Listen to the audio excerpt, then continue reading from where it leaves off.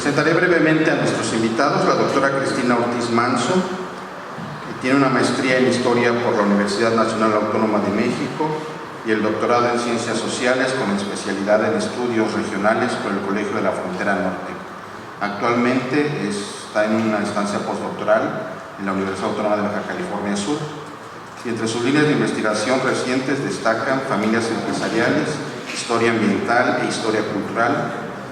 Coordina el proyecto Historia de Personajes y Personajes con Historia, el general Agustín Olaechea, directamente en el Archivo Histórico Pablo L. Martínez, en La Paz, Baja California Sur, y su último libro, que salió ayer, se titula Historia de una familia empresarial en La Paz, Baja California Sur, 1823-2010. El doctor José Alfredo Gómez Estrada es investigador titular aquí en el Instituto de Investigaciones Históricas, maestría en Estudios Regionales por el Instituto José María Luis Mora y doctor en Ciencias Sociales con especialidad en Historia por el Centro de Investigaciones y Estudios Superiores en Antropología Social, Unidad Occidente.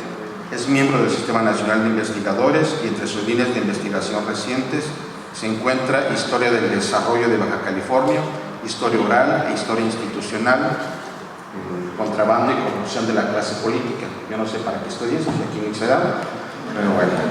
Su último libro, Lealtades Divididas, Camarillas y Poder en México, 1913-1932, publicado por el Instituto Mora y la UABC, un bestseller que lo llevó a ser artista de National Geographic. Y bueno, participó en el proyecto Vides, Vinos y Empresas, el desarrollo de la vitivinicultura en México 1930-1960, que es el tema con el que nos presenta esta mañana. La doctora Ana Isabel Grijalva Díaz es profesora investigadora en el Centro de Estudios Históricos de Región y Frontera en el Colegio de Sonora. Es doctora en Ciencias Sociales por la Universidad Autónoma de Sinaloa y miembro del Sistema Nacional de Investigadores. Sus líneas recientes de investigación son historia de las instituciones, entidades públicas, privadas, gubernamentales, sociales, seculares y religiosas, interpretaciones historiográficas de corredores regionales e historia agraria y empresarial. Actualmente coordina el proyecto de ciencia básica financiado por CONACYT, Empresarios Agrícolas, Productores de Trigo y Algodón en Sonora, 1940-1990. Su último libro, que también está próximo a salir, se titula Banca, Crédito y Redes Empresariales en Sonora, 1897-1976. En el otro extremo está el doctor Rigoberto Arturo Román Alarcón. Él es profesor investigador, titular de la Facultad de Historia de la Universidad Autónoma de Sinaloa, con maestría en Historia Regional y doctorado en Ciencias Sociales por la misma UAS. Es miembro del Sistema Nacional de Investigadores. Entre sus líneas recientes se encuentran la Cervecería del Pacífico, Empresarios del Mango del Sur de Sinaloa y Cooperativas y Empresas en la Pesquería del Camarón. Su último libro, Región, Población y Salud en Sinaloa, y actualmente es el coordinador del posgrado en Historia ahí en el bello puerto de Mazatlán. Entonces, quien quiera hacer una estancia o una visita, al final se pueden poner de acuerdo con él, ¿no? Bueno,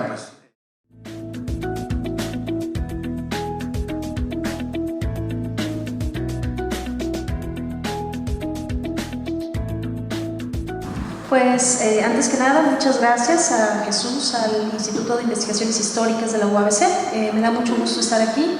Y el pequeño ejercicio que yo les traigo es un primer acercamiento a algo que he comenzado a hacer en el marco de un postdoctorado, y el cual titulo Un acercamiento a la trayectoria empresarial de familias en la península de Baja California. Básicamente, lo de las actividades económicas en las que me enfoco es la pesca, el comercio y la navegación, y la temporalidad es de 1850 a 1900. Que son de alguna manera los primeros hallazgos que he encontrado, aunque la investigación original culmina hacia 1950, pero pues de alguna manera estoy apenas en esa fase de hacer, digamos que un resultado, ¿no?, parcial.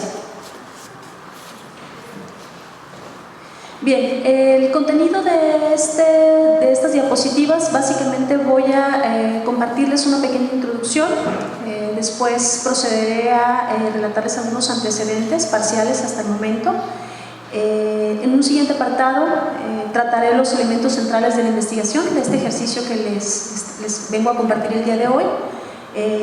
Posteriormente hablaré un poquito de la región y el periodo estudiado, que como el título indicaba, estamos hablando de la península, pero también nos vamos a remitir un poquito a lo que viene siendo California, ¿no?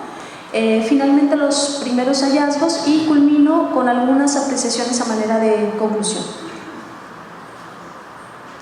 Bien, pues como digamos que un ejercicio previo, yo recientemente culminé un doctorado cuya investigación tenía que ver con familias empresariales.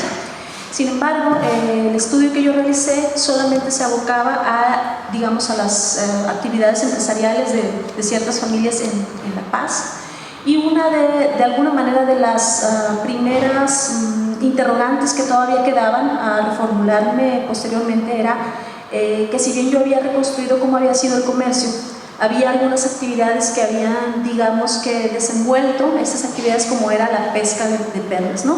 Entonces, esta investigación que yo les comparto, digamos que los primeros resultados es que la persistencia de algunas familias dedicadas a ciertas actividades suele tener efectos positivos en regiones consideradas periféricas. De la región que estamos hablando, pues en muchos sentidos podría ser considerado periférica, sí, respecto a lo mejor al centro del país, pero pues conectada con otras latitudes, como vendría siendo pues los Estados Unidos, ¿no? De ahí partimos de considerar otra categoría que ya ha sido apuntalada por otros estudios, como viene siendo las Californias. Ya lo han, digamos que abordado otros historiadores. Bueno, se me viene a la mente del Río, ¿no? Que ya ha apuntalado e incluso ha dado, digamos que una definición exacta de lo que sería considerado las Californias. Y es muy interesante su propuesta porque nos muestra que se pueden identificar las actividades humanas a pequeña escala. Entonces vemos que a lo mejor puede ser una región que trasciende, digamos, las fronteras nacionales, pero cuyas, digamos que redes tienen vínculos históricos, ¿no? A pesar de, es decir, no se remiten a una frontera a manera de límite, ¿no? Por otro lado, también hay un importante trabajo que se aboca a las relaciones hombre-naturaleza o la sociedad-naturaleza, y bueno, ahí hay algunos estudios pioneros como están los de Cariño, y también ha sido estudiado aparte lo que viene siendo el comercio marítimo. Entonces, pues como vemos en esta pequeña introducción que yo les tengo, o que les comparto el día de hoy, vamos a ver que las actividades de las cuales yo de alguna manera trato de hilar una conexión, pues han sido estudiadas, digamos que de una manera pues separada, y mi ejercicio intenta pues tratar de entenderlo de una manera integral. Bien, entonces tenemos que desde el siglo XIX como antecedentes se da la consolidación de actividades privadas, que en este caso sería primero la pesquería de perlas, que va a desembocar otras actividades como va a ser la minería, y en la medida de que va avanzando la pesquería de perlas y se va, digamos que profesionalizando la navegación para trasladar esos productos, vamos a ver que también se va a consolidar el comercio, un comercio marítimo. Ahorita vamos a ver con qué otros aspectos tiene que ver. Entonces, digamos que mi investigación parte, la pesquisa que yo he hecho sobre todo ha partido de las fuentes históricas del archivo histórico, y las redes que yo empiezo a identificar pues propiamente emanan de La Paz como puerto histórico. Vamos a ver que La Paz en una primera fase va a ser habilitado como puerto de cabotaje y después como puerto de altura. Sé que hay una importante investigación que tiene que ver con La Paz, sobre todo con la contracosta, pero eso no me compete, o al menos no le compete por el momento en mi investigación, porque yo me quiero abocar a lo que viene siendo pues la relación por el Pacífico, ¿no? Precisamente trato de hacer o dilucidar el entramado que existe entre las familias, ¿no? en esta latitud enorme. Bien, entonces, ¿cuáles son los elementos centrales de la investigación o de este ejercicio que comencé a hacer? Pues como yo les venía anunciando, el primer interés que yo he tenido es reconstruir las redes formadas por familias, pero no todas las familias, sino ciertas familias dedicadas a la pesca, por ende que comenzaron con el comercio y que dominaron la navegación. Pues ¿en dónde? En el periodo el espacio que les he venido mencionando, que podríamos considerarlo como Baja California Sur, ahora Baja California, y la parte sur de California. ¿Entre qué periodo? Pues entre 1850 a 1900. ¿Por qué? Pues este ejercicio parte de la necesidad de reflexionar sobre esta complejidad que ha existido en la evolución sociohistórica y ambiental de esta región que menciono. ¿Qué más necesito o qué más voy en busca en este ejercicio? Pues de analizar las relaciones recíprocas entre familias y el espacio. También quiero identificar las relaciones entre las principales actividades, en este caso sería la pesca, el comercio y la navegación. También que busco, como les decía hace unos momentos, existen bastantes estudios que se han enfocado en el estudio del comercio marítimo, otros la navegación, pero de alguna manera pues ahí están los vínculos todavía, o sea, no se ha podido, o el ejercicio que yo quiero hacer es identificar quiénes son finalmente estas familias que están practicando este comercio. Pues básicamente esa fue la construcción. La pregunta o las preguntas que comenzaron este ejercicio fueron quiénes fueron las familias y cómo lograron mantener su trayectoria a través de estas actividades que les estoy describiendo, y sobre todo cómo estas actividades influyen en el ambiente socioeconómico, ¿no? ¿Cuál ha sido desde este momento la metodología o la estrategia que yo he utilizado? Pues el criterio de las familias para seleccionar estas familias ha sido, por un lado, que se hubieran dedicado a algunas de las actividades económicas, ya sea la pesca, ya fuera el comercio y la navegación, pero algunas de las familias que yo he podido reconstruir de alguna manera han practicado las tres actividades, ¿no? La otra, el otro criterio sería que pertenecieran a alguna de las regiones que yo les describo, ya sea Baja California Sur o California. Y finalmente que hubieran emprendido un proceso dialéctico con su localidad, moldeando y siendo moldeadas por las mismas, ¿no? ¿Cuáles son el tipo de fuentes el cual yo me aboqué y pues todavía no culmina esta parte, ¿no? Pues lógicamente fuentes primarias. ¿A qué me refiero? Pues a leyes, informes, testamentos, censos, telegramas, etcétera, etcétera. La literatura secundaria, que todavía esa parte no culmina. Y finalmente, una tercera fase sería algunas entrevistas, porque algunas de las trayectorias de estas familias que yo les comparto, pues todavía se mantienen ahí, ¿no? Muy transformadas, pero a lo mejor nada más practicando el comercio, pero pues todavía se mantienen ahí, y entonces pues esa historia oral, ese rescate de historia oral me ayudará a reconstruir esa parte, ¿no? Que las fuentes históricas pues ya no están abarcando, ¿no? Bien, la región y el periodo estudiado, creo que ya en las diapositivas anteriores más o menos les adelanté a qué región me estoy refiriendo y por qué insisto tanto en esta noción de periferia. Entonces yo ya les había dicho, pues sí, sería esta región de la cual yo les hablo, sí es periférica respecto al centro del país porque tienen difícil acceso, se da la producción de materias primas e importación de bienes terminados, pero también tendría otras características, ¿no? Estaría conectada con otro tipo de mercados, o sea, la región histórica que yo les describo y el cual es espacio donde se mueven las trayectorias que yo reconstruyo, pues a veces estaba más conectada hacia los Estados Unidos, sobre todo pues después de la invasión, cuando se da esa, pues digamos que se empieza a entretejer otra historia por parte del estado de Baja California, ¿no? ¿Qué más? Durante el periodo también al cual me remito va a tener dos rostros, por un lado el aislamiento, lo mismo que les he venido diciendo, pero se va a mantener conectado al mercado internacional. Y es precisamente este rostro al cual me aboco y el cual quiero reconstruir.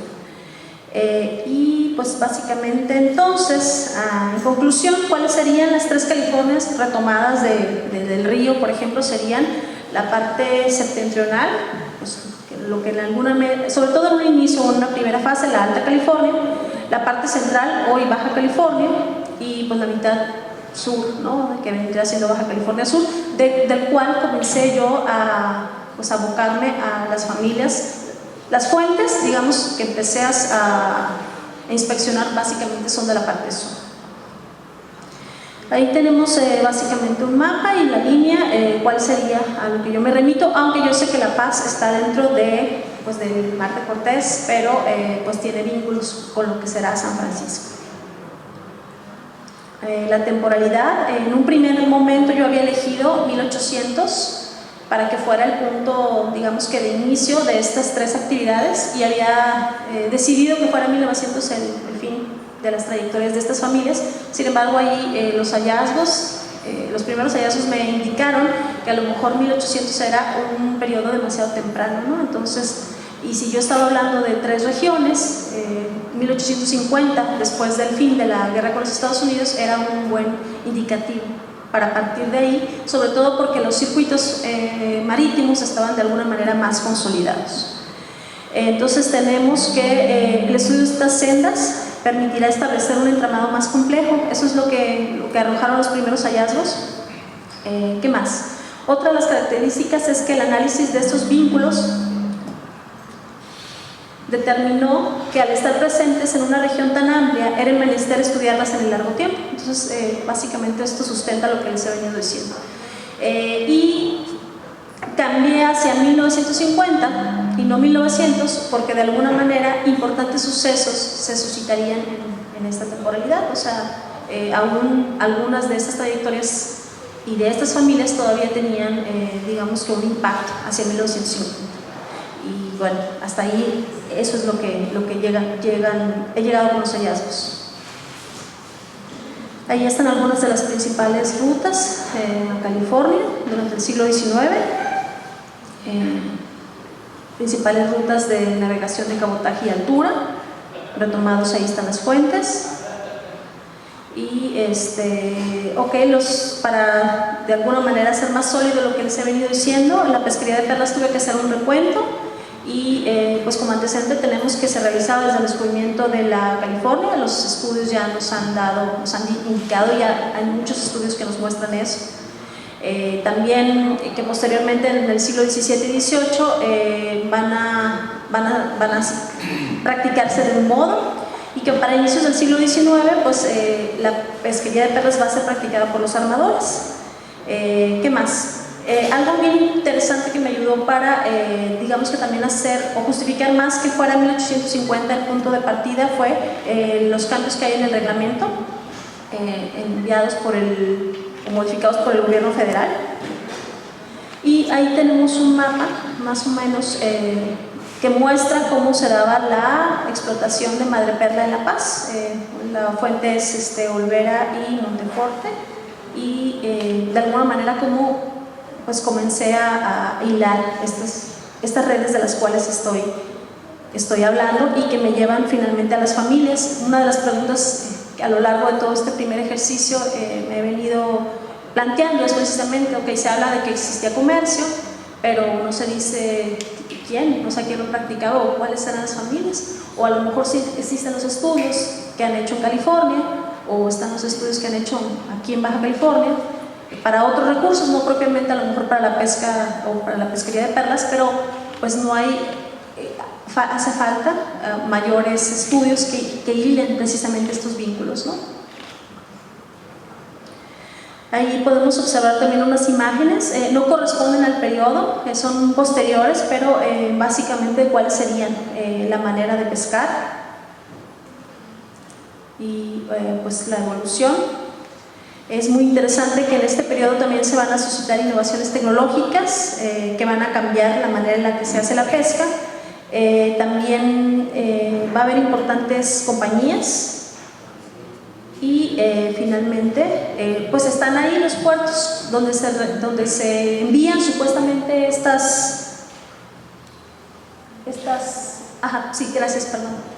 donde mandan los envíos, y se habla de Estados Unidos. Se habla de San Francisco, pero pues no se sabe a qué casas se les está pues les está llegando esa mercancía, ¿no? Entonces de ahí nuevamente la importancia de hacer este tipo de estudios, ¿no?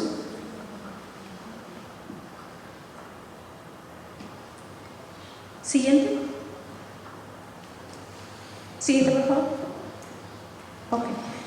Propiamente el comercio, de alguna manera, pues va a ser el sustento por el cual es decir, la pesquería de perlas se realiza, pero necesita el medio de transporte para llevar esos productos a otros mercados, ¿no? Entonces, la literatura nos muestra, ha sido ampliamente estudiado lo que viene siendo el comercio de altura y el comercio de cabotaje. Entonces, esa parte pues, me sirvió en este ejercicio de apoyo para lo que yo estoy tratando de hacer, que finalmente es ir en busca de esos vínculos de familias. Siguiente. Ahí tenemos el siguiente, por favor. Unas imágenes, más o menos un poquito posterior a 1850, 1900 más o menos, pero de alguna manera que nos habla, es muy interesante las fotografías porque nos habla de digamos que es un sistema bastante estructurado y modernizado, pero solamente nos relata más o menos cómo se vivía el escenario, pero no nos relata cómo era el funcionamiento, ¿no? Ahí podemos observar. Y también nos saca a relucir el punto importante que podía ser un puerto de La Paz, ¿no? O sea, a lo mejor, ya lo vuelvo a insistir, periférico respecto a algunos mercados como el centro del país, pero importante respecto a otros. Siguiente. Ya no me queda mucho tiempo para hablar, digamos que lo más importante de la investigación, que eran las familias, pero bueno, es precisamente hacia este punto al que quería llegar, que es quienes hacen ese comercio. Y debo decir que lo que me interesa, a pesar de que la estrategia metodológica me llevó a comenzar a estudiar a los empresarios, yo voy en búsqueda de las familias, o sea, no solamente digamos que los que se encargan del negocio, sino lo que los hallazgos me están mostrando es también los enlaces matrimoniales, o sea, es decir, quiénes se casaban con quiénes, por qué se relacionaban con otros, etcétera, etcétera. Siguiente. Siguiente, por favor. Ya me paso a las... Este es un primer cuadro, falta todavía para la parte de la parte norte, ahí con algunas familias. Siguiente, por favor. Y me paso rapidísimo a la importancia de trabajos como el presente. Se sustentan en un intento de analizar las relaciones recíprocas entre actores y ambiente. También es un estudio de larga duración que se basa, como ya lo dije, en fuentes primarias, secundarias y en algunas investigaciones etnográficas, es decir, se comenzaron ya a hacer y faltan aún entrevistas. ¿Qué más? Las tres actividades económicas practicadas por las familias van a tener un enlace y van a servir para el desenvolvimiento de otras actividades, pero más o menos va a funcionar pesca, navegación y comercio. Siguiente.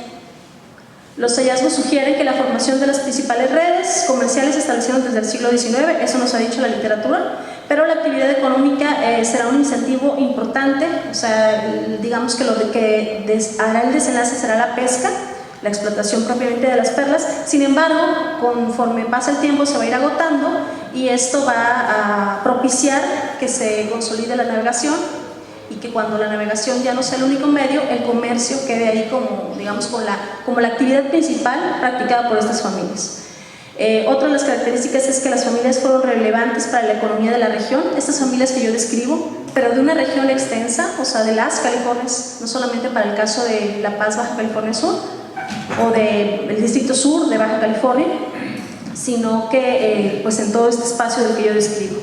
Y finalmente muchas de estas familias van a tener la visión para irse moldeando a los cambios económicos que se van a suscitar a lo largo del siglo, trasladándose del sector primario hasta el terciario de acuerdo a los requerimientos de la economía. Y bueno, con eso culmino. Súper rápido las conclusiones, pero bueno, gracias. Eso sería todo.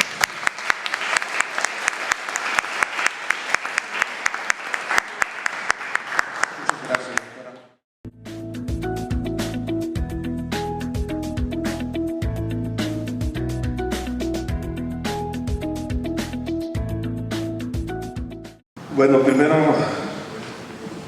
decirles que este trabajo que presento hoy es parte de un trabajo de investigación que emprendimos los doctores, el doctor Jesús Méndez, la doctora Diana Méndez y yo, hace 2 años, y por razones que no puedo explicar en este momento, yo llegué tarde a la investigación, pero llego con mucho entusiasmo y con pocas fuentes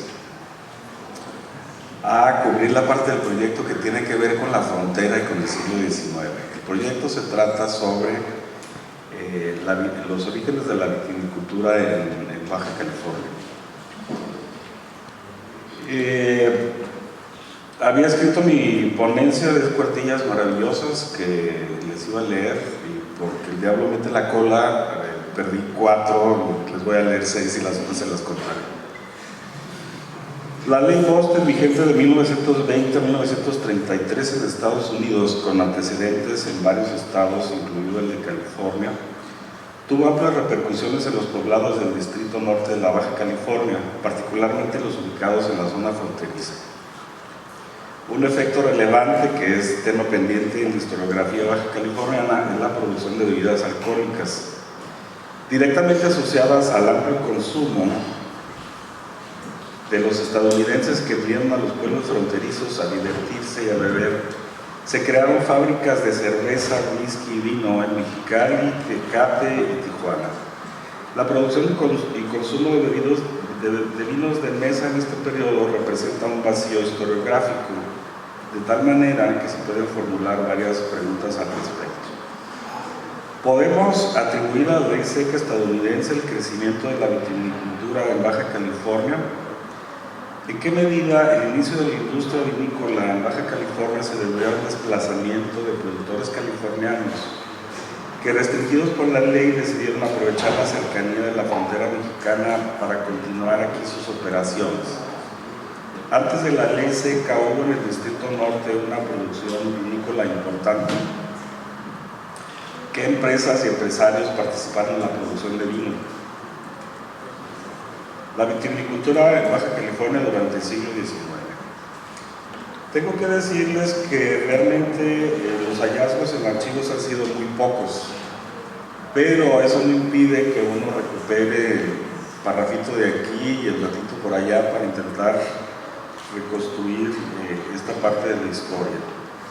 De la historia económica, que por otra parte es muy importante porque la historiografía se ha ocupado hasta ahora, o más bien dicho, se ha centrado en las compañías colonizadoras y sus actividades económicas, tanto en el Valle de Mexicali como en la costa de Ensenada. Y hemos dejado de lado, hemos descuidado otras actividades como la ganadería, la misma agricultura, el comercio, que por suerte nuestros tesistas, nuestros alumnos de maestría y de doctorado están empezando a abordar. Entonces creo que en el mediano plazo tendremos una visión más completa de la actividad económica del siglo XIX. Muy bien, hasta donde sabemos, la industria vinícola baja californiana surgió en el centro norte de la península, en el Valle de Santo Tomás, donde los misioneros dominicos fundaron una misión con ese nombre. En la década de 1880 existía allí el rancho Los Dolores, de Loreto Amador, quien junto con su hijo Francisco cultivaba un viñedo de 10 hectáreas y tenía 4.415 cepas de viña. Los Amador producían vino tinto en pequeñas cantidades, seguramente artesanal, elaborado y comercializado a pequeña escala. En 1884 firmaron un contrato mediante el cual se comprometieron a producir 1.938 litros, que son el equivalente a 500 galones, para la Sociedad Comercial Andonaegui y Ormat, de Francisco Andonaegui y Miguel Ormat, negociantes de origen español que procedentes de California se establecieron en Ensenada en 1882. Andonaegui y Ormat tenían interés en adquirir el vino del rancho Los Dolores y aseguraron la compra a los Amador mediante un contrato. En ese documento establecieron que estos podrían obtener crédito de cualquier mercancía de su almacén a cambio de venderles toda su producción vinícola. Los agricultores quedaron obligados a pagar a la sociedad el importe de las mercancías al finalizar cada mes y a cubrir un interés de 2% mensual en caso de postergar el pago.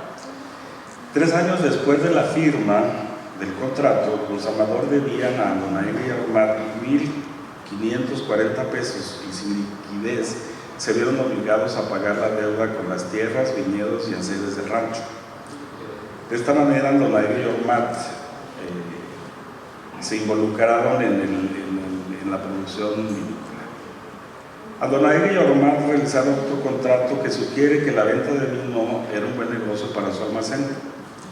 En 1890 contrataron a A.J. Dagnoy para hacer vino y aguardiente. Invirtieron 2.258 pesos en la compra e importación de materiales e insumos y la materia prima, que consistió en un poco más de 24 toneladas de uva que trajeron de San Francisco, California. Dagnoy era propietario de una vinatería en Ensenada y supuestamente sabía elaborar bebidas alcohólicas. No tengo el dato relativo a la cantidad de vino y aguardiente que entregaría a Andonaegui y Ormat, pero en julio de 1891 reclamaron por medio de una demanda judicial 3.880 litros de vino, que eran 1.025 galones, y 757 litros de aguardiente, que eran 200 galones. Hay razones para creer que en la década de 1890 Andonaegui y Ormat estaban decididos a involucrarse en la producción de vino. En 1898 ampliaron el viñedo del rancho Los Dolores con la introducción de 14.000 sarmientos de uvas y fandel, plantados en terrenos aledaños que compraron a los franceses Francisco de Vaux y Francisco Roquet. Además, trajeron de España a José Ormat, pariente de Miguel Ormat, para que se hiciera cargo del proceso vinícola. En Ensenada había otros negociantes que comerciaban vino importado de San Francisco y San Diego, California. Algunos documentos históricos aislados indican que Manuel Riverol, Blandón y Bennett, Jim Morkens y Mercy Benement vendían pequeñas cantidades en los poblados y ranchos. En 1889 y 1890, por ejemplo, Riverol importó un barril de vino tinto de 388 libras y 2 cajas de vino blanco embotellado. Mercy y Benement introdujeron 5 barriles de vino tinto en 1889. Para esto, la población total del distrito era de 7.500 habitantes, unos 8.000 en la década de 1890. Y la población estaba asentada en El Rosario, Santo Tomás, San Telmo, El Álamo, Real del Castillo, Tecate, San Quintín, Ensenada y Tijuana, que eran los poblados principales, y también había población en ranchos por ahí dispersos en la ciudad. Pero son 8.000 habitantes en la década. Para la década de 1910 se producía una mayor cantidad de vino en el Valle de Santo Tomás y comenzó la elaboración en el área de Tecate, colonia agrícola donde se sembraban cereales, principalmente trigo. Allí Pedro Arenas, ganadero de origen español dedicado a la crianza de ovejas en el Distrito Norte, cultivó uva con fines vinícolas y montó la bodega San Valentín, 7 kilómetros al sur de Tecate. En 1912 la producción de esta bodega era de 10.000 litros de vino tinto y blanco. Para 1917 los poblados de Santo Tomás y Tecate destacaban en el distrito como fabricantes de vino y aguardiente y juntos producían más de 250.000 litros anuales, elaborados con uva que se cosechaba localmente, aunque no sabemos si ese vino se consumía en el norte de la península. La información disponible, aunque escasa, permite afirmar que desde las últimas décadas del siglo XIX y la primera del XX se elaboraba vino en Baja California con fines comerciales y que la producción aumentó en ese periodo de manera gradual. Frontera, vitivinicultores californianos y ley seca. Esto es para responder una de las preguntas que les di al inicio. En 1917, los productores californianos de uva para vino, agrupados en la Asociación Estatal de Comisionados Viticultores de California, comenzaron a preocuparse por el futuro de sus viñedos y a pensar qué uso podrían dar a sus cosechas, dado el avance político de las organizaciones temperantes que por medio de gobernantes y legisladores pugnaban por prohibir en el Estado la fabricación y consumo de todo tipo de bebidas alcohólicas, incluidos los vinos de mesa. A mediados de 1919, Archie Rice y George Hewlett, originarios de California y residentes de Washington, idearon un plan para sortear el problema que representaba para los agricultores y empresarios involucrados en la industria vitivinícola la inminente aplicación de la ley Volstead. La idea de estos productores era establecer fábricas de vino fuera de los Estados Unidos, en algún poblado mexicano fronterizo, a donde pudieran llevar la uva fresca para ser procesada. Estoy al pendiente aquí de que me pasen mi papelito, cada vez que veo moverse acá. Dado que la comunidad de vitivinicultores californianos era amplia, Rice y Hewlett creían que era posible fundar una colonia de empresarios calificados que podrían importar uva de California para procesarla en México y luego exportar el vino a Europa. El plan era una opción posible, pero había otros dos: desenraizar los sarmientos para poner otros cultivos en los terrenos, o plantar gradualmente parras productoras de uva de mesa o de pasas.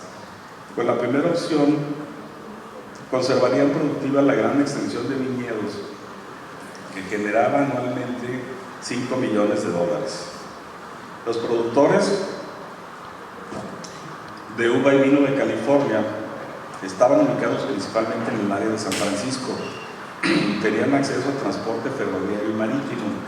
Por eso Rice y Hewlett creían que la uva fresca podía trasladarse fácilmente en góndolas de acero a Tijuana, Nogales, Culiacán o Mazatlán, donde podrían establecer las mencionadas fábricas.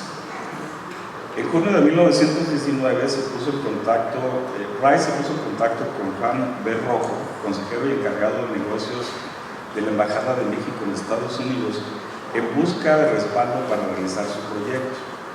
Por medio de Rojo, la propuesta llegó a los gobernadores de Sinaloa y Sonora, así como al coronel Esteban Cantú, gobernador del Distrito Norte de la Baja California. Los tres se mostraron interesados en el plan. Cantú respondió pronto que recibiría con agrado la propuesta y daría las facilidades necesarias para la reinstalación de las fábricas de vino en el Distrito Norte. Las fuentes consultadas me permiten descartar una posible relación entre el desplazamiento de productores californianos restringidos por la ley seca y el desarrollo de la industria vinícola en Baja California.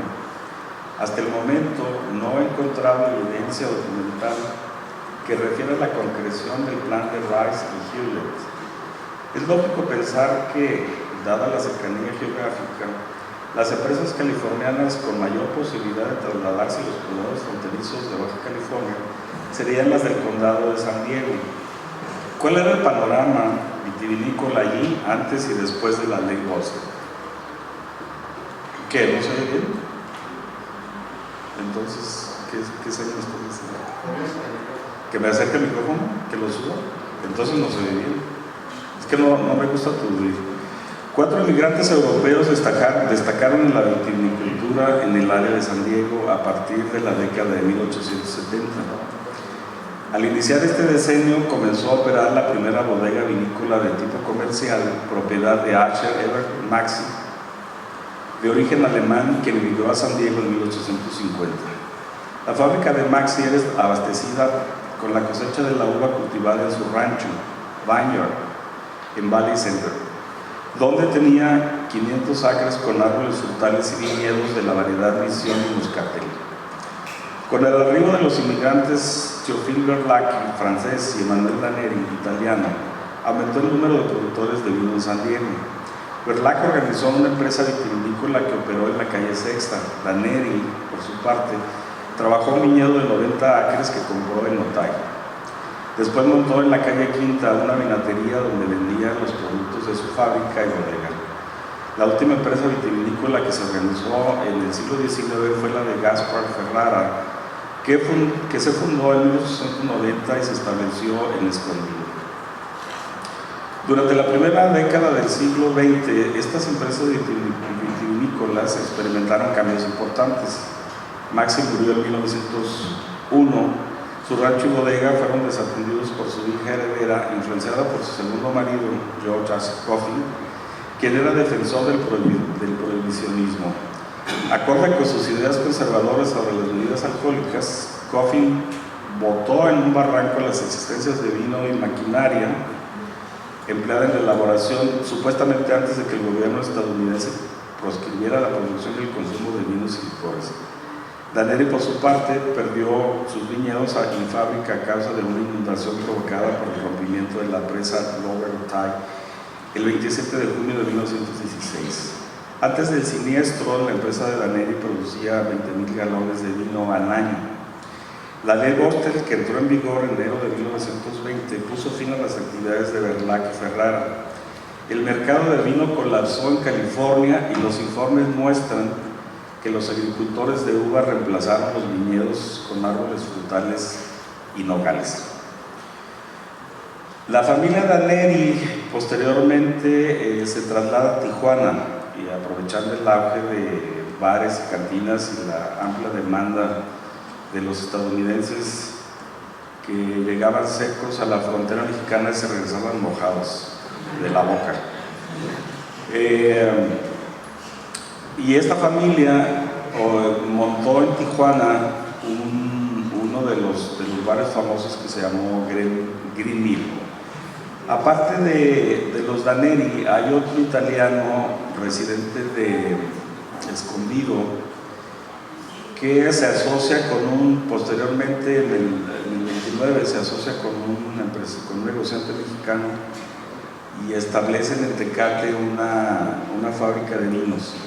Entonces, estos dos serían los casos de los agricultores bajacalifornianos que se desplazan a la frontera para continuar sus negocios, en relación con la pregunta que tenía yo. Pero serían los únicos, no encontré más evidencia de... Se podría pensar que hay un gran impacto en que esta gente con tantos viñedos cultivados buscarían una opción fronteriza como la que se les ocurrió a Price y a Hewlett. Pero, como les digo, no he encontrado evidencia de que hubiera más traslado, ¿no? Y es un asunto importante porque finalmente perdieron un negocio millonario, ¿no? Claro que no sabemos qué implicaciones tenía el traslado de la maquinaria, porque la uva podía trasladarla legalmente, es decir, seguir cosechándola allá y trasladarla a la frontera, porque eso no era ilegal para el gobierno de Estados Unidos. Entonces, muy posiblemente deben haber sopesado cuestiones de mercado, a lo mejor la demanda era local, Rice y Hewlett pensaban importar a Europa. En fin, estamos sobre esa ruta. Y luego...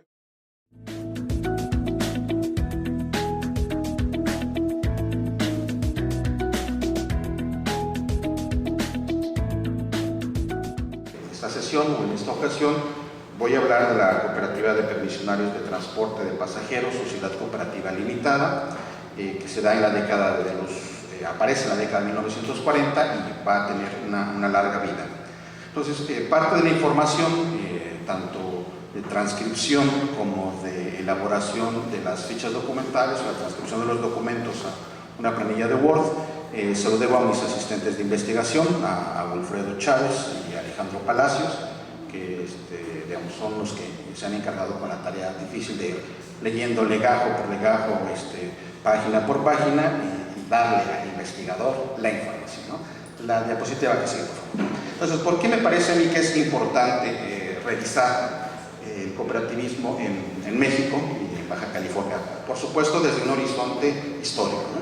Entonces, lo que tienen ahí son cooperativas registradas en la Secretaría de Economía Nacional, que es donde la que se encargaba de llevar el control y de darles un número consecutivo, a las que se iban formando a lo largo del tiempo, ¿no?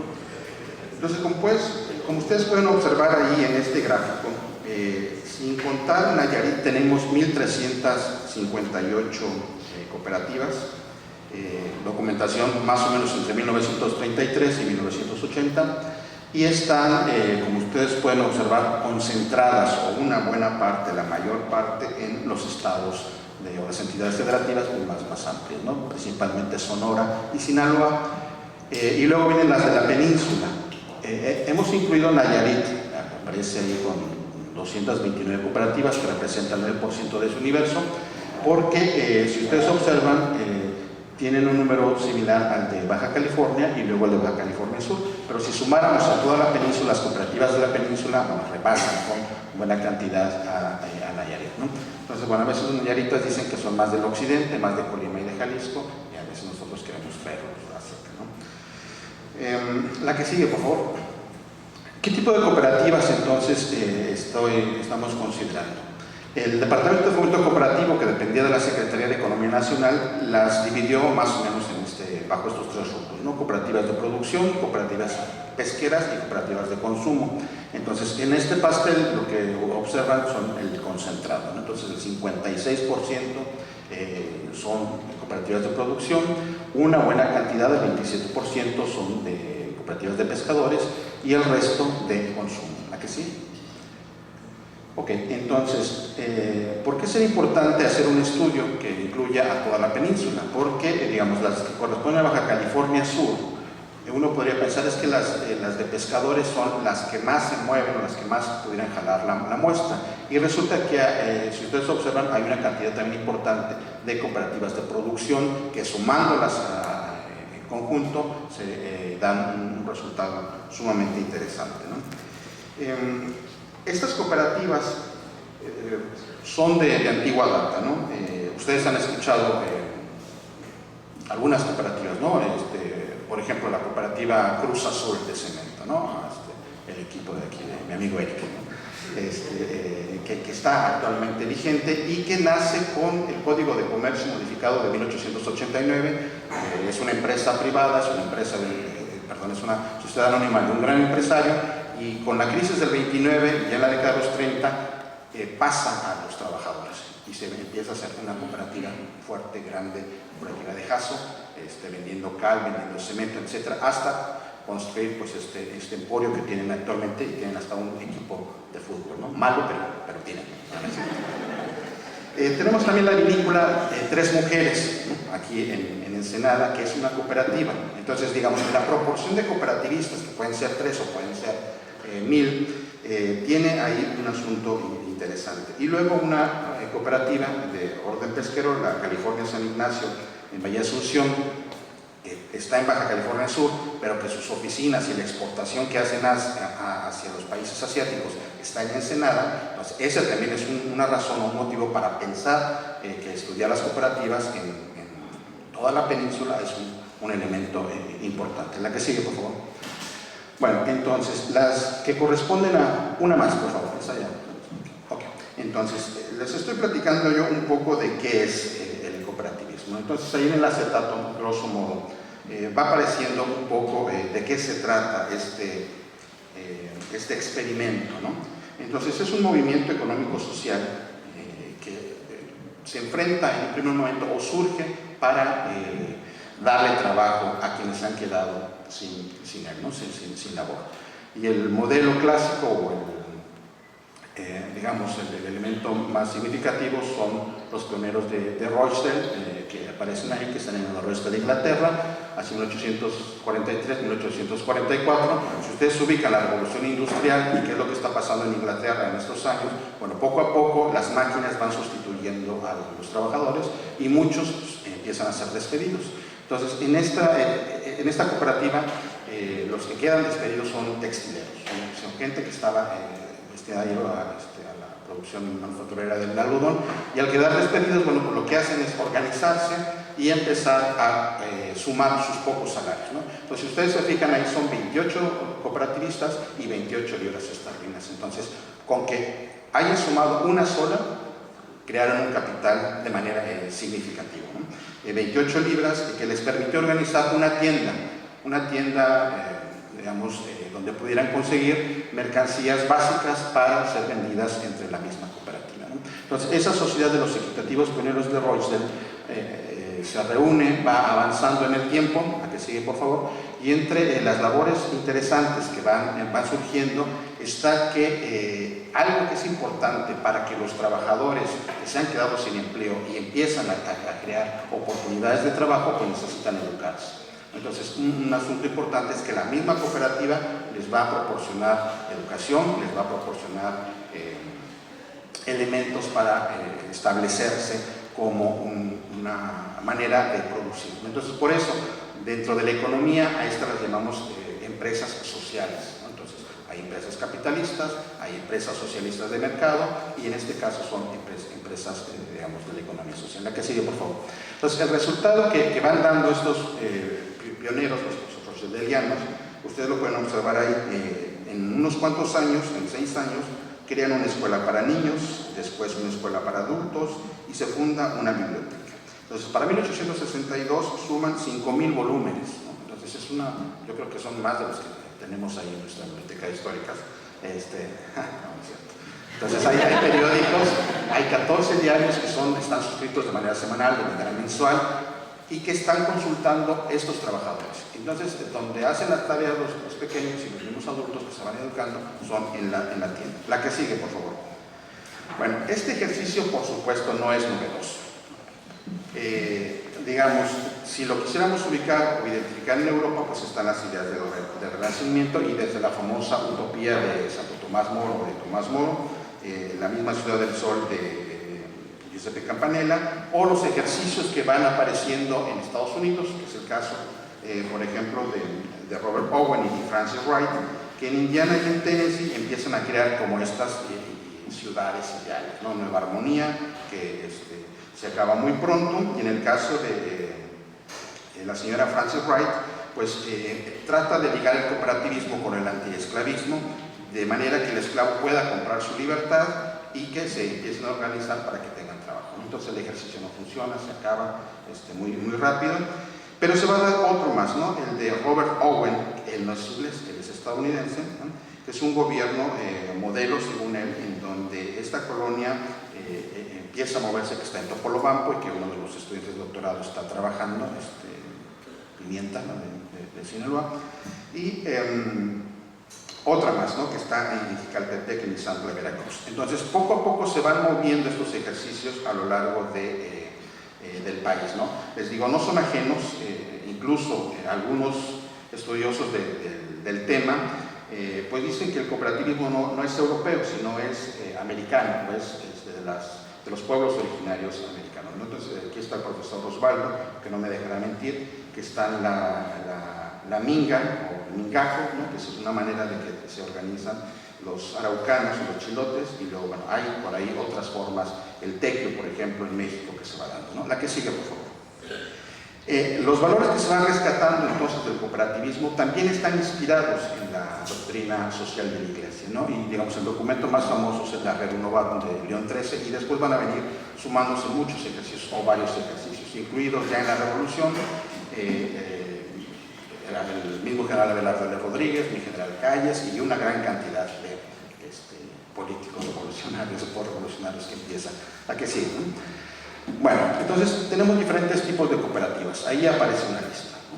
Los de producción, de crédito, agrícolas, mineras, y las que a mí me interesan rescatar son las de transportistas.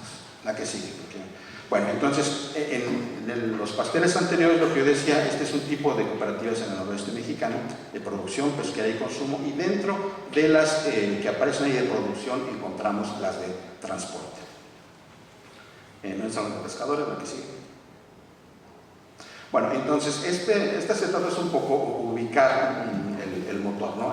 La revolución importante que generó el automóvil, que generó el motor de combustión interna, y que empieza a haber una discusión entre si el transporte es un bien o un servicio. Entonces, digamos, desde la discusión económica, un bien tiene precio de mercado. Un servicio, si es un servicio público, no necesariamente tiene un precio de mercado, ¿no? Pero para que puedan subsistir, digamos, los automóviles que vienen a Tijuana, o los cooperativistas que empiezan a organizarse, esta es la cooperativa 69, registrada en la Secretaría de Economía Nacional, que es la que estoy trabajando, que es la cooperativa de permisiones de transporte de pasajeros, y que necesita permanentemente insumos, ¿no? gasolina, comprar los automóviles, refacciones, etc. La que sigue. Ok, entonces los siguientes 3 acetatos tienen que ver con la cantidad o el tipo de sociedades cooperativas que existen en esta galería 8 que yo les mencionaba, ¿no? Entonces ustedes pueden encontrar ahí desde las agrícolas, las de servicios, Bahía por ejemplo, que es de Ensenada, un hotel que se llama así, que forma su propia cooperativa, la de Pan y Tortilla Progreso, la de Conejos y sus derivados, que es muy interesante, ese es de Tijuana, es unos poquitos documentos, pero resulta muy interesante porque es una cooperativa justo para ayudar a la gente y que tenga sus propias conejeras, ¿no? La que sigue. En esta segunda, ahí van apareciendo ya las de producción de automóviles, las de prestación de servicios y las que tenemos, digamos, todavía existentes, taxis azul y blanco de Baja California y, bueno, aparecen las de Ensenada, aparecen las de Mexicali, es decir, hay una tradición importante, la que sigue, y ahí, a lo mejor la más interesante aquí es la penúltima, quienes conocemos la región, están ahí la de estilos Dorian, nosotros tuvimos una tienda que se llama Dorians, y comenzó exactamente como una cooperativa, ¿no? La sociedad de producción Estilos Dorian, Sociedad Cooperativa Limitada. La que sigue.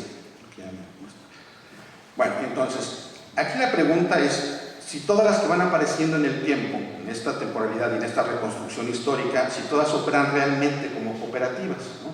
Porque, digamos, la reglamentación y la ley les da prerrogativas a los cooperativistas para pago de impuestos, para importar con bajos aranceles o sin arancel algunas de las refacciones que se necesitan. Entonces, muchas de ellas empiezan a tener dificultad porque quieren formar empresas, ¿no? Entonces, ya que tuvieron su capital y empezaron a tener rendimientos, entonces se quieren separar de las cooperativas.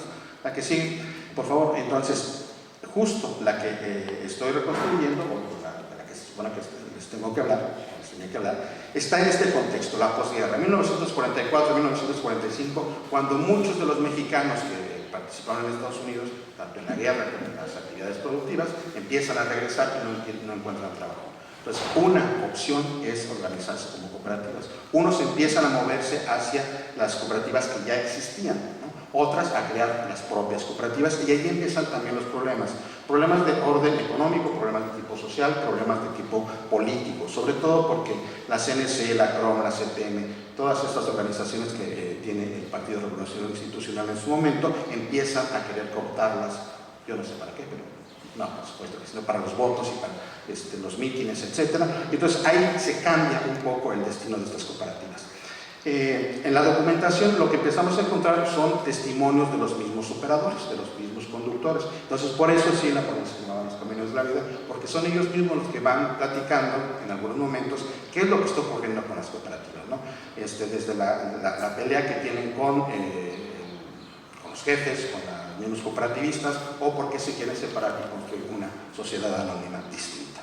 La última, bueno, es un modelo de negociación que se empieza a dar ya al interior de la cooperativa, este modelo de negociación donde todos pueden ganar, cuando unos pierden y otros ganan, o bien todos perder, que digamos, los economistas que están aquí o los que conocen de teoría de juegos, este modelito funciona muy bien cuando uno estudia una cooperativa.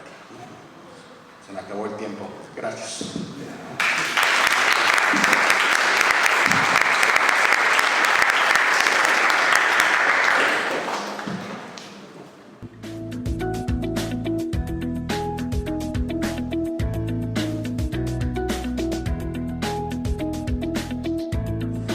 Muchas gracias al Instituto de Investigaciones Históricas por esta invitación, especialmente al doctor Jesús Méndez, y es un placer estar con ustedes y convivir, presentarles un poco del avance del proyecto de investigación de ciencia básica, empresarios agrícolas, productores de algodón, o sea, de la agroeconomía sonorense, 1940-1990, el cual pues apenas es un acercamiento preliminar de una serie de resultados que se estaban obteniendo en el archivo de notarías del Estado de Sonora, en los fondos de Obregón y de Hermosillo, así como en la hemeroteca también, ¿no?, de la Universidad de Sonora. obtenido del medio del Yaqui y del Imparcial.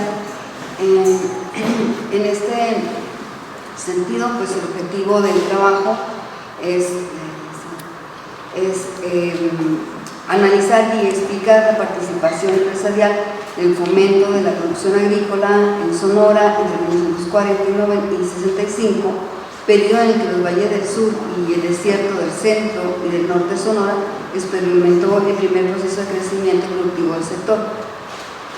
En este sentido, la idea es identificar la formación de empresas agrícolas y observar el comportamiento en este primer acercamiento del nodo de empresarios agrícolas en la incursión del quehacer agroindustrial y de agronegocio, ¿no? La coyuntura en un periodo del cual la Revolución Verde por un lado y por otro la política de fomento de parte del gobierno federal se reflejaron y se vieron inmersos también con infraestructura hidráulica en el fomento de las actividades agrícolas del Estados Unidos. Entonces, a manera de antecedentes, me gustaría hacer un pequeño recuento donde Sonora pues tenía un sistema agrícola del sector primario del consumo doméstico. Hablemos de consumo doméstico en términos de que Estados Unidos reconoce el consumo doméstico como el consumo interno, no nada más para las haciendas, sino un consumo local. Y en relación en que esta producción agrícola era en realidad enfocada hacia la producción de trigo, ¿no? Y en este sentido, Sonora tenía más o menos entre 42 y 50 molinos distribuidos en el estado, de los cuales le presento únicamente los más importantes, los cuales producían incluso arriba del 1.000.000 de toneladas el 1.000.000 de kilogramos de harina al año, ¿no? Entonces, es muy importante también destacar que en este proceso el crédito de habilitación de avío por parte de particulares o por parte de empresas mercantiles hacia los productores era elemental para el fomento del trigo y para que el trigo llevara a una buena cosecha, ¿no? Como vemos, ¿dónde estaba inmersa pues esta producción agrícola? Estaba inmersa justamente, pues no es novedad, ¿no?, que estuviera inmersa en las orillas o las riberas de los ríos, y que a partir de ahí se aprovechara el agua fluvial, perdón, el agua corriente para hacer el proceso de la harina, es decir, para aprovechar la instalación de molinos harineros.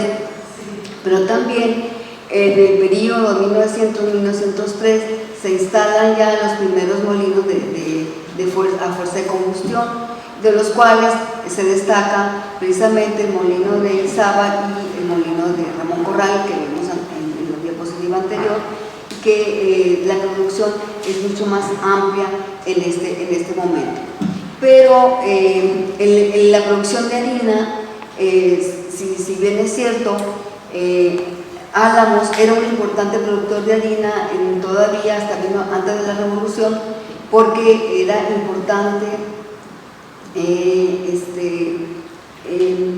importante el asentamiento de personas en ese lugar y por lo tanto ocupaba una cantidad suficiente de harinas, ¿no? Sin embargo, podría pensarse que el norte, por ser de tradición también y las características de la producción de trigo eran más favorables en el norte, sí, en Caborca y en Magdalena, Pitiquito. Sin embargo, esta producción no se equiparaba con lo que estaba produciendo Álamos en ese momento. Entonces vemos que la agroindustria harinera era la elemental por encima de cualquier agroindustria, en la entidad, que incluso también podemos hablar de una agroindustria pues destinada a la elaboración de piloncillo o panocha, como se quiera denominar, pero que esta era muy importante la entidad, ¿no?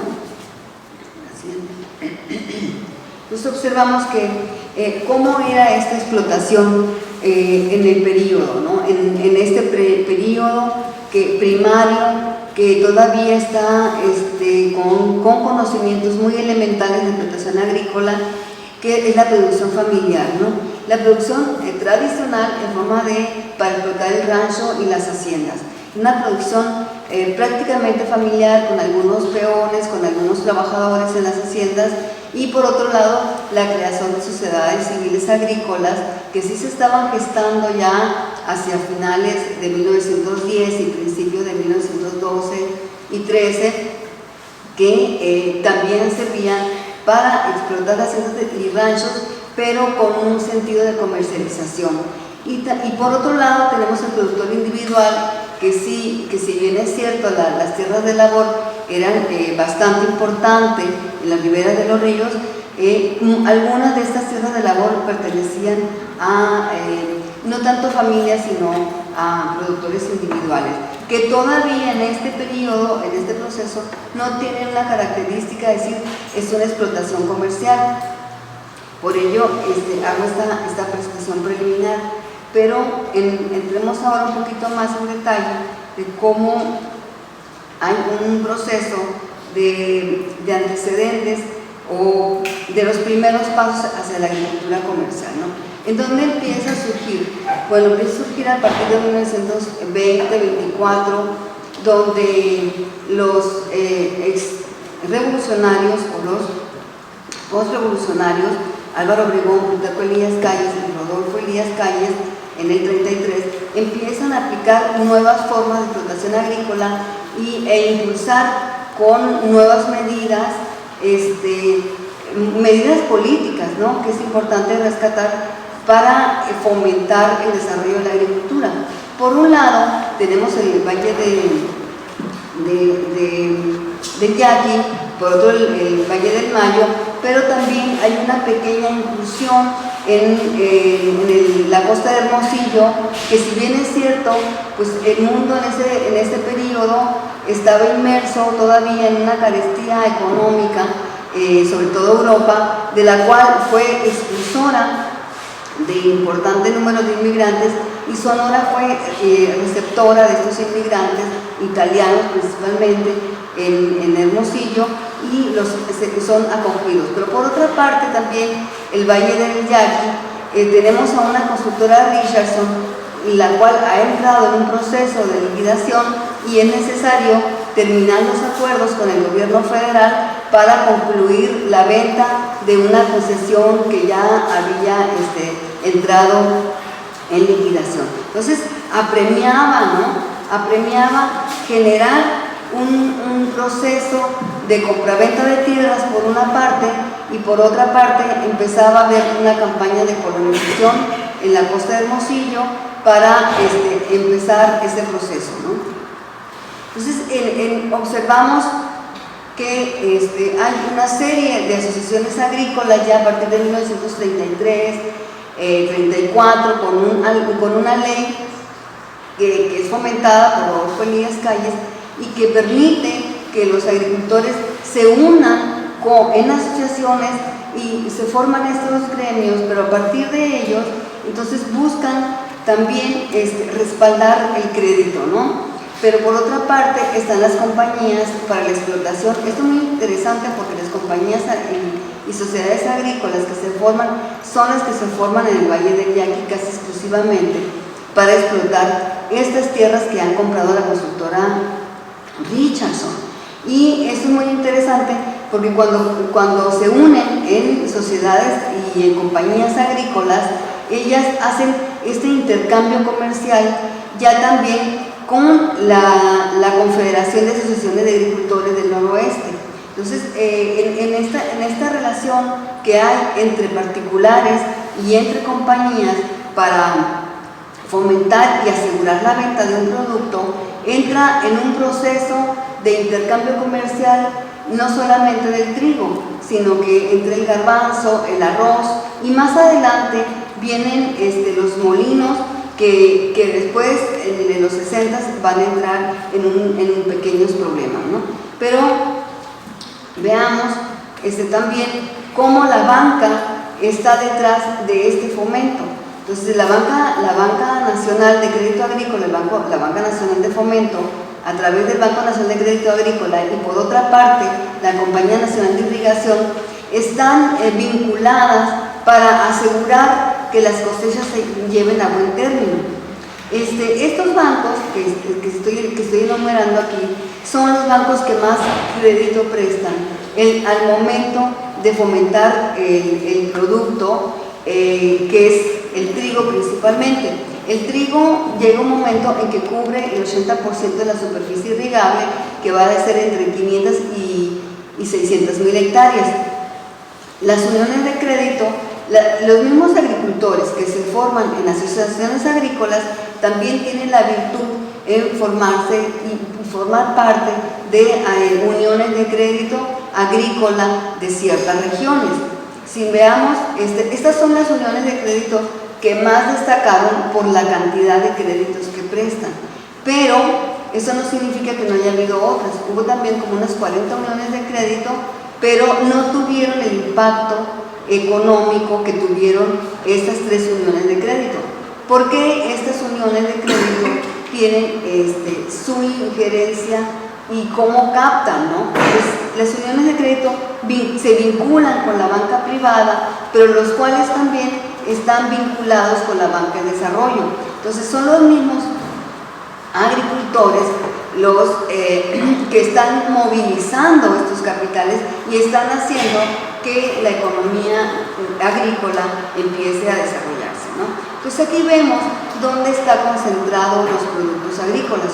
Vemos una costa de Hermosillo que tiene precisamente el trigo para el consumo local, es decir, para la producción de harinas, cuya comercialización es muy importante hacia el interior del país y en cuestión de trigo hacia Pakistán y la India, pero también en cuestión de semilla, ¿no? Se está vendiendo el trigo como semilla, no como producto de consumo.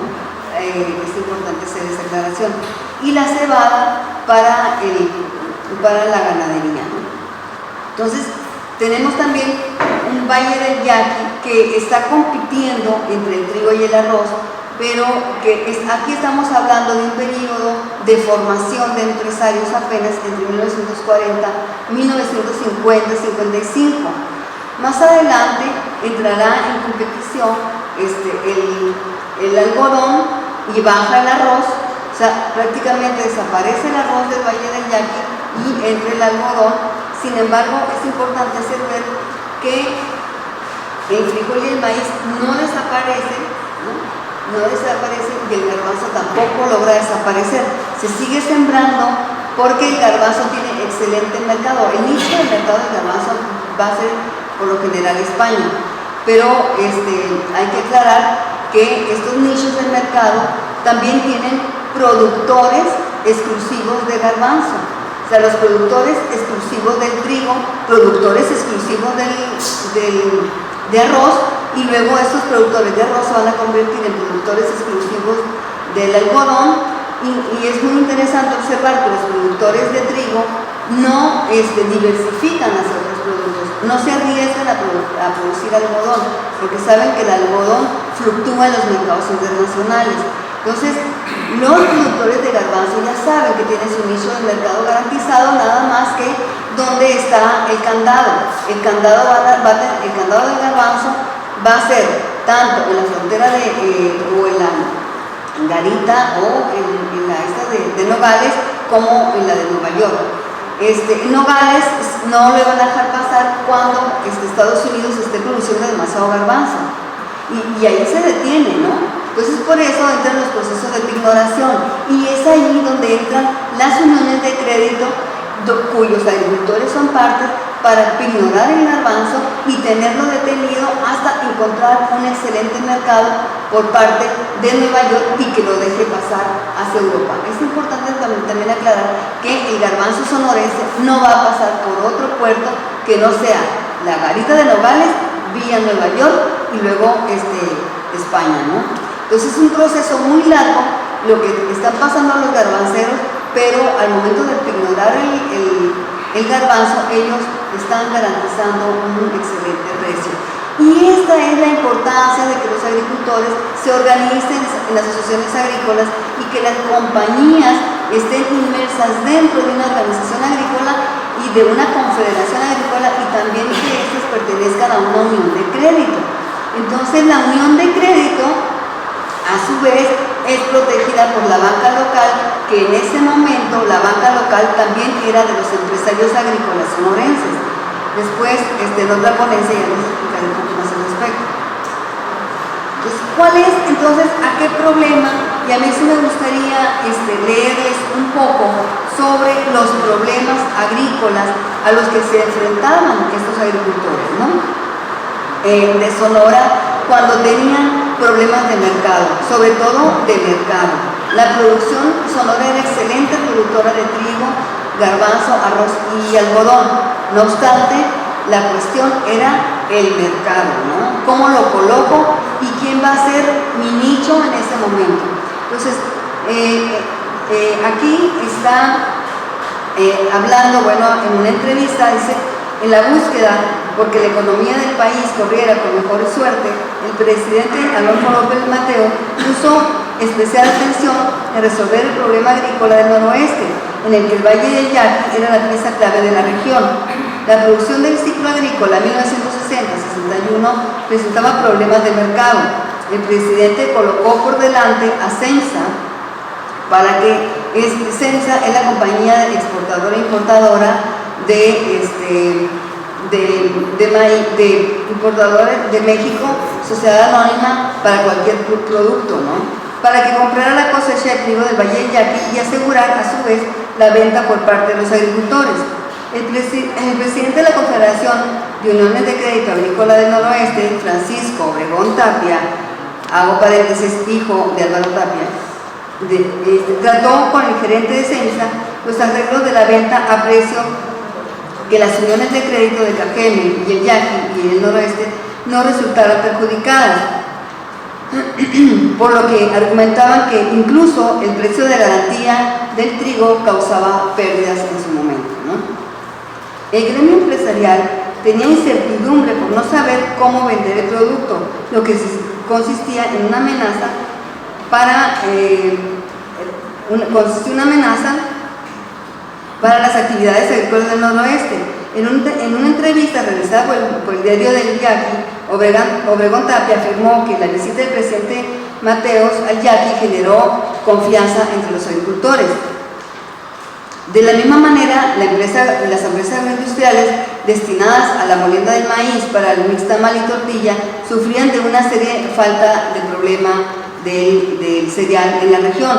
Eso afectaba no solo la pervivencia de las empresas integradas por más de 90 empresarios de Ciudad Obregón, a través de la Unión de Molineros de esta ciudad, sino el control del precio del maíz, que por lo general se elevaba en periodos de alta demanda, como lo fue a mediados de 1960, cuando la cosecha del 59 estaba agotada porque fue exportada a Sinaloa, donde se perdieron las cosechas de ese cereal.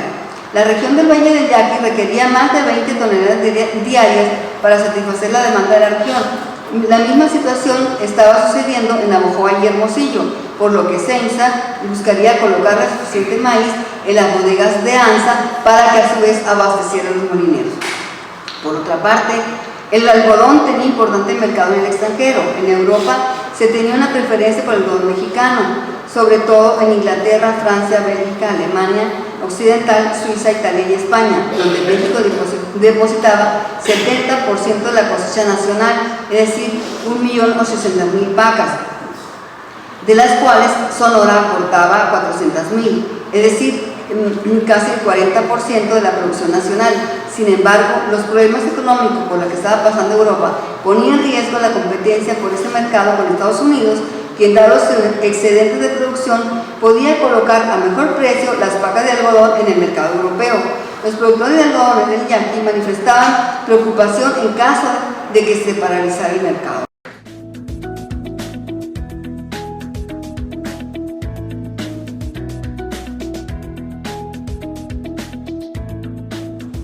El estudio de los empresarios pesqueros de Mazatlán durante la segunda mitad del siglo XX, el hecho de estudiarlos, pues no es tanto por hacer una apología de ellos, sino que reconocer su labor como organizadores de la producción pesquera, reconociendo también la labor que realizaron la fuerza de trabajo, en ese caso los pescadores cooperativistas y los llamados pescadores libres, que no estaban asociados en ese tipo de organizaciones, que con base en su conocimiento y experiencia pues, lograron que fuera un éxito la pesquería, sobre todo la del camarón.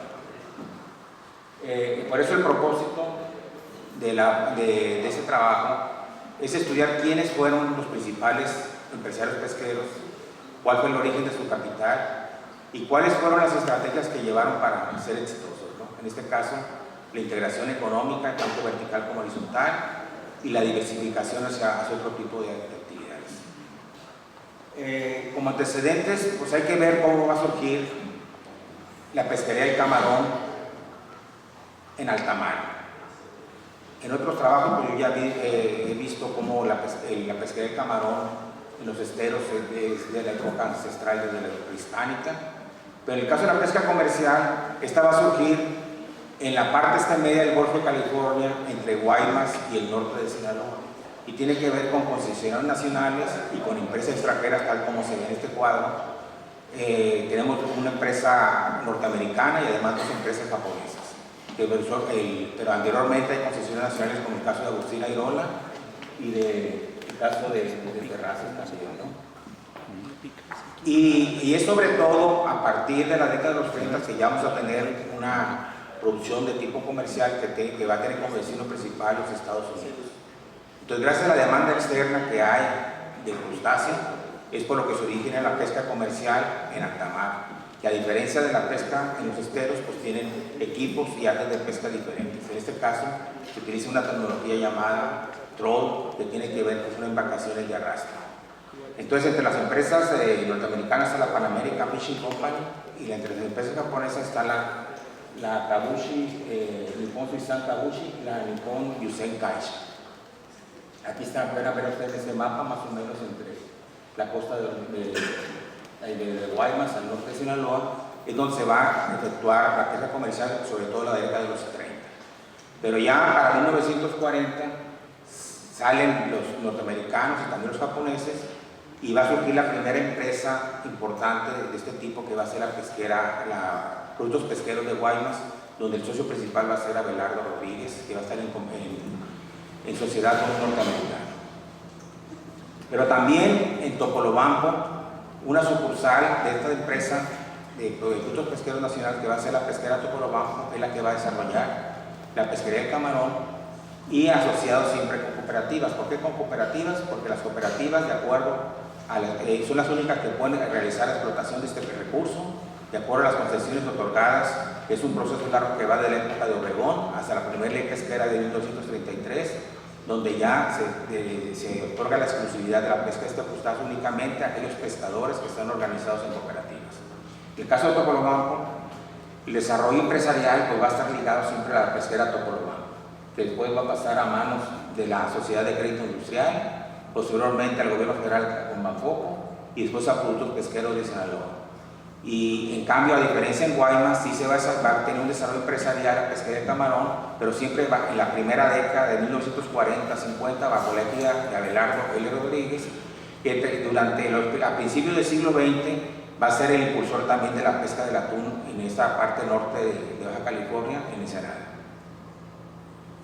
Ahora, en Mazatlán, ¿qué era lo que sucedía? Pues Mazatlán tiene un antecedente empresarial de tipo comercial, industrial, minero, pero a partir de los 40, también bajo la misma demanda externa, que en este caso de los hígados de tiburón, que eran necesarios para extraer la vitamina A, que era necesario durante la guerra para la salida de los soldados, ¿no? Se va a demandar estos escualos y se van a desarrollar empresas, no únicamente en Mazatlán, sino en varios, en este caso también en Guaymas y en otras partes del Golfo de California.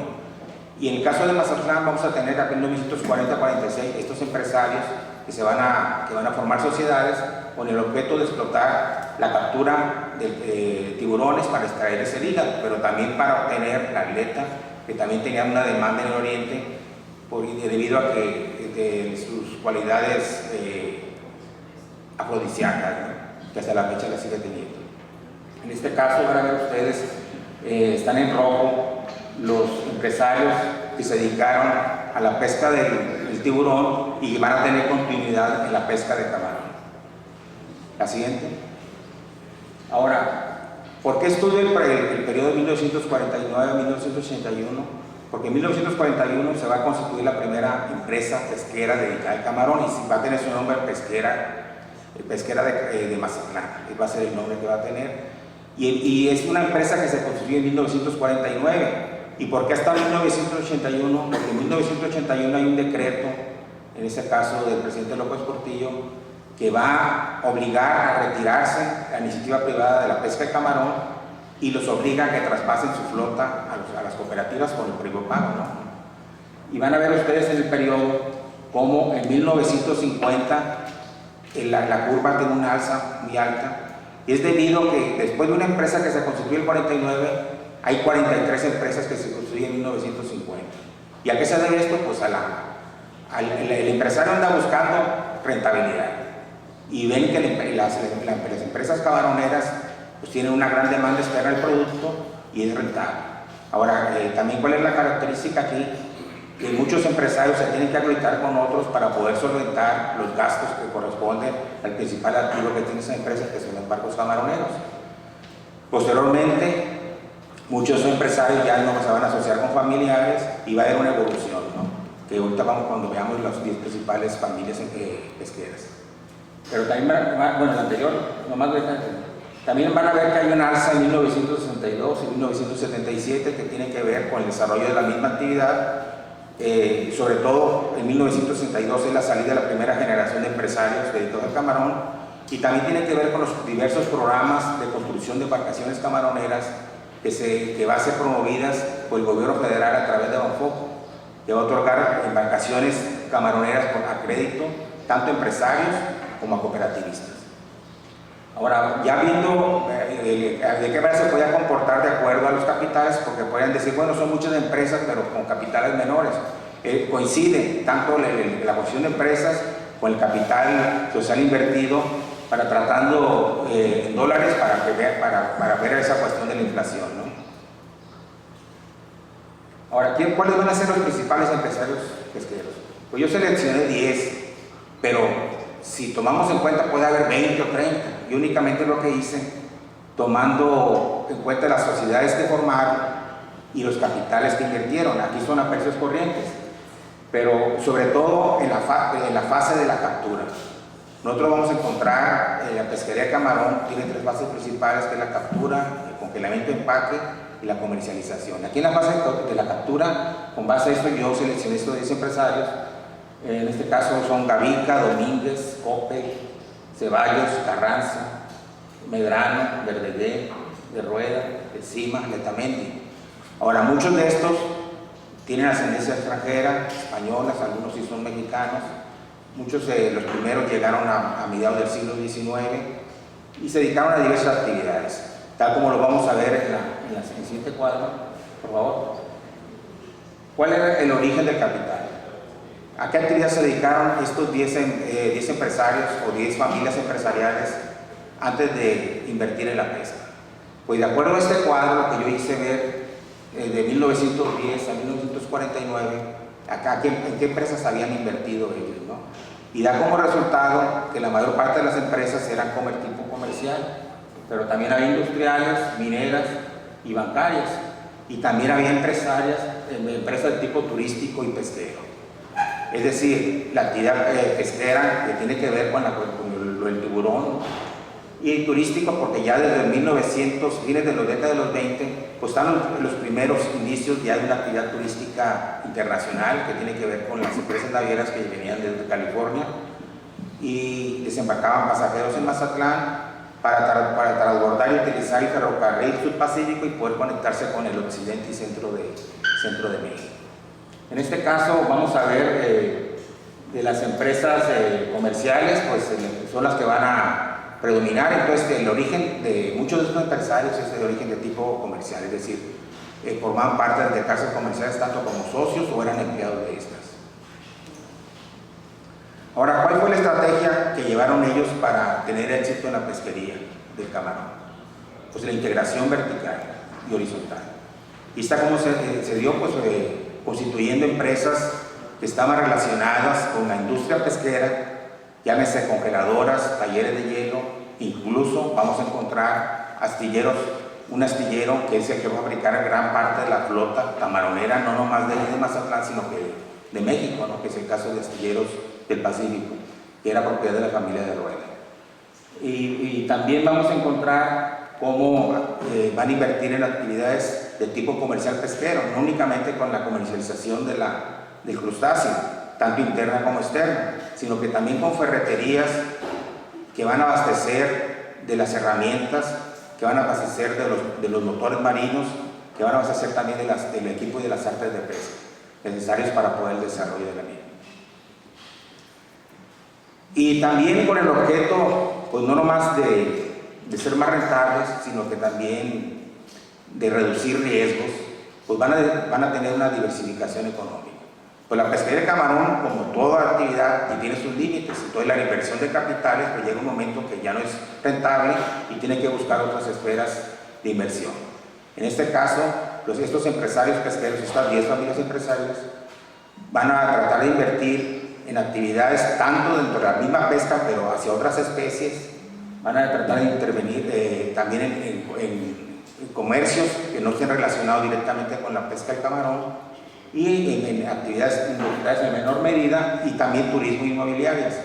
Yo en este caso hago dos periodos de 1849 a 1981, el primero que va hasta 1961, para que vean cómo el interés de estos empresarios era más bien invertir en actividades de tipo comercial, más que nada, y en algunas actividades pesqueras relacionadas no con el camarón, sino con otro tipo de especies, y en menor medida en la industria, pero ya aparece la industria turística inmobiliaria, no la industria, sino la actividad turística inmobiliaria.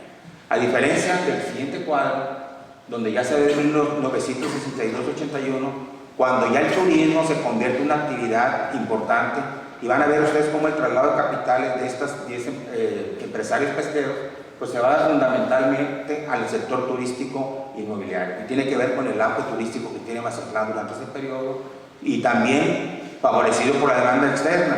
Mazatlán llega a ser uno de los principales destinos turísticos de los norteamericanos hasta 1975, después se viene abajo por la competencia que tiene Los Cabos, Puerto Vallarta y sobre todo pues, ahora con Acapulco y con Cancún.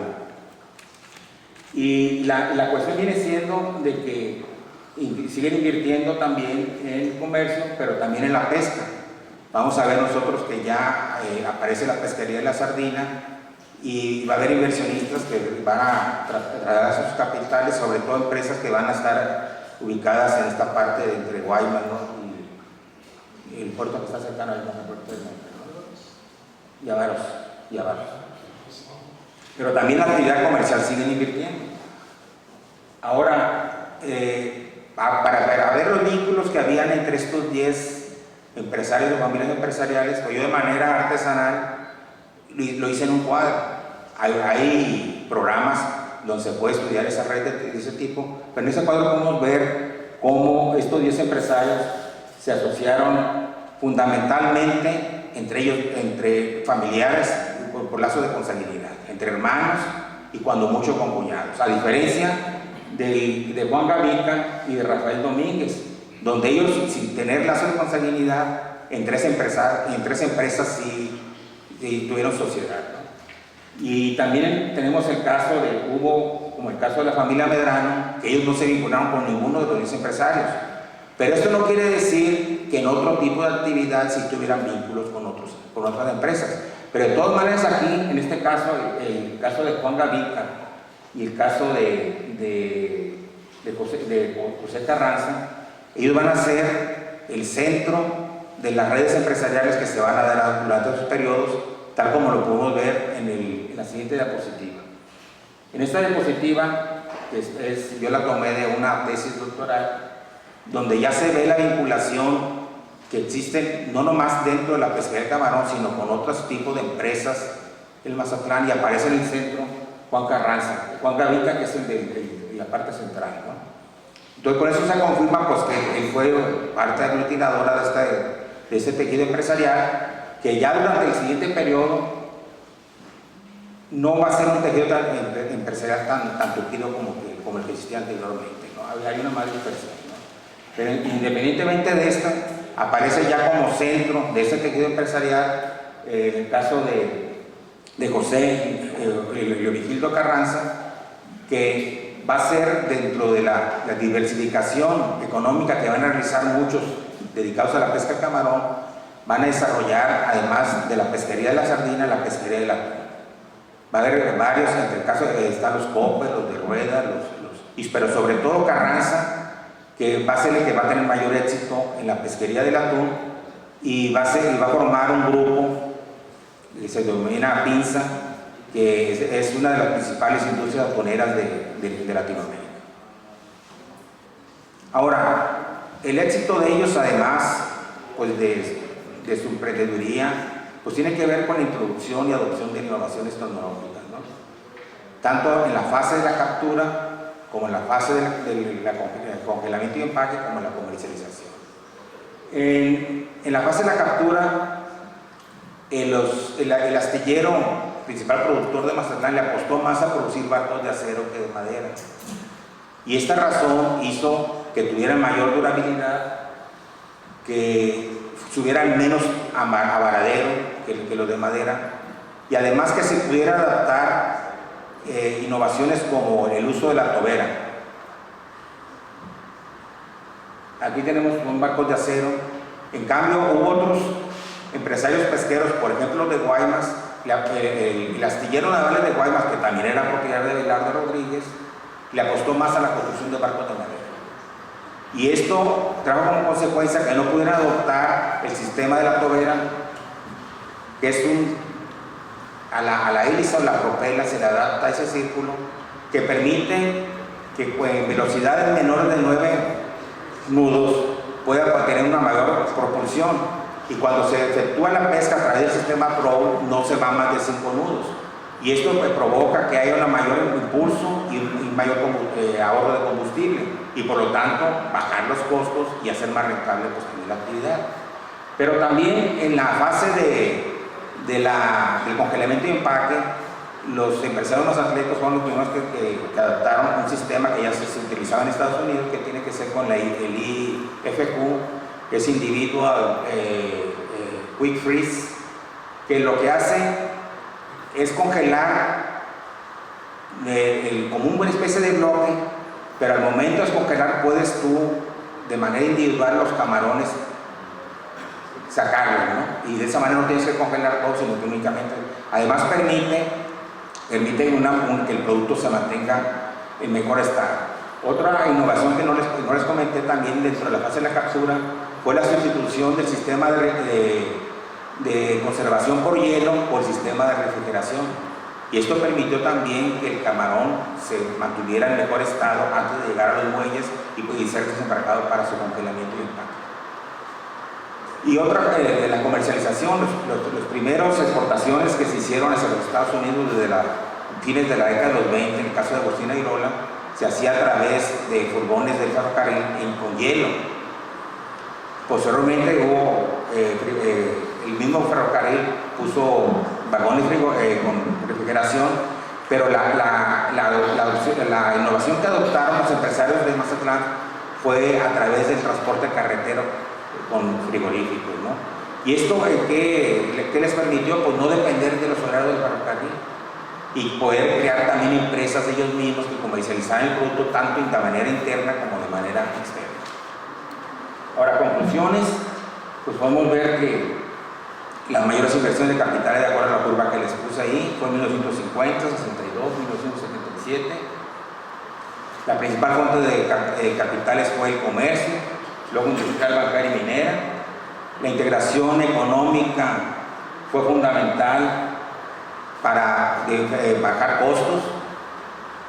La diversificación económica, además de reducir riesgos a sus inversiones, ¿verdad? Pues incrementaron también sus capitales.